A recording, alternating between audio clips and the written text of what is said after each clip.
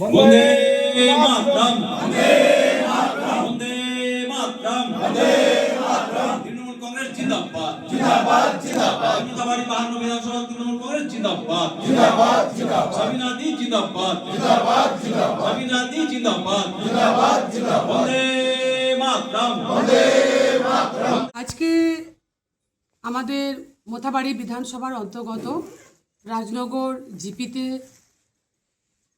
প্রায় 166 নম্বর বুথে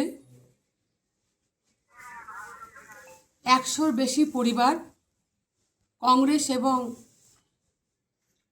বিজেপি ছেড়ে তারা আমাদের বাংলার মুখ্যমন্ত্রী এবং আমাদের সর্বভারতীয় নেত্রী দিদি মমতা ব্যানার্জি এবং আমাদের যুবনেতা দাদা অভিষেক ব্যানার্জির আদর্শে অনুপ্রাণিত হয়ে এবং দিদির উন্নয়নের সামিল হওয়ার জন্য তারা তৃণমূল কংগ্রেসে যোগদান করেছে। মন্ত্রী সম্ভবত ওনার বিধানসভায় কোনো খোঁজই রাখেন না।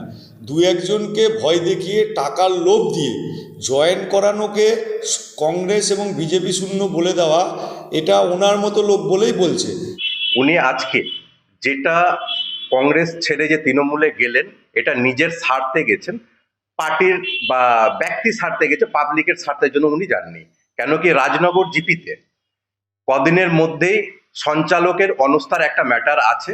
সেই সঞ্চালকের অনস্থায় যেন উনি যেন ঠিকভাবে থাকতে পারেন, উনার নিজের ইনকামটা যেন ঠিক বজায় থাকতে পারে তৃণমূলের সঙ্গে, সেই জন্যই তিনি গেছেন। দেখেন, কংগ্রেস আমি দেখলাম কি কংগ্রেস ধরেন কি কোনো জায়গাতে নেই। একটাই ধরেন কি আমাদের ঈশা খান চৌধুরী পাস করেছে, ওই নেতৃত্বে থেকে আমি পাবলিকের কোনো উন্নয়ন করতে পারছি না।